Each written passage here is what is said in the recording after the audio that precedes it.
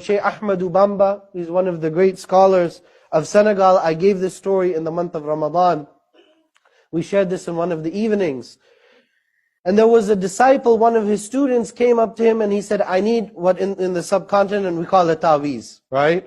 So ta'weez meaning I need a talisman. So I need some kind of ruqya, but something physical that I can carry with me. Something as a cure for what I'm afflicted with. As we know, the sunnah, the best practice, I'll just mention as a side point, the best practice of the ruqya is to recite something, to blow over the water, or to blow over the person, or to touch the body part which is hurt, not to do ta'weez. This, some people, they said it's acceptable, others, they differed on it, but let's do the best practice, right? That which is closer to the Messenger sallallahu alaihi wasallam. That is the way, the ruqya according to Sharia. That's what I would recommend. So Shaykh Ahmadou Bamba, he mentioned, in Wolof, he said that bul déff kénn lubon. 3 things.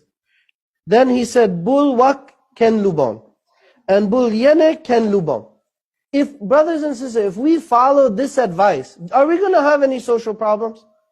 He said that cause harm to no one. Right? And yuhibbaka nas, actually the Prophet ﷺ, he said in a hadith that izhad, that if you have asceticism in the dunyawi matters, people will love you. Isn't that the same message? Speak ill to no one, and form no evil intentions to no one.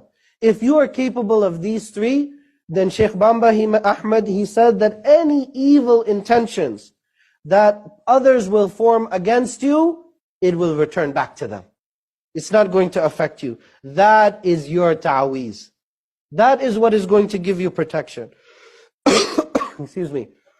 When someone enrolls in the Muhammadan school, when somebody says, I want al-akhlaq al-Muhammadiyya, I want the Muhammadan character, then the past is extinguished, and there فَهُوَ عَلَى نُورٍ مِّن رَبِّهِ.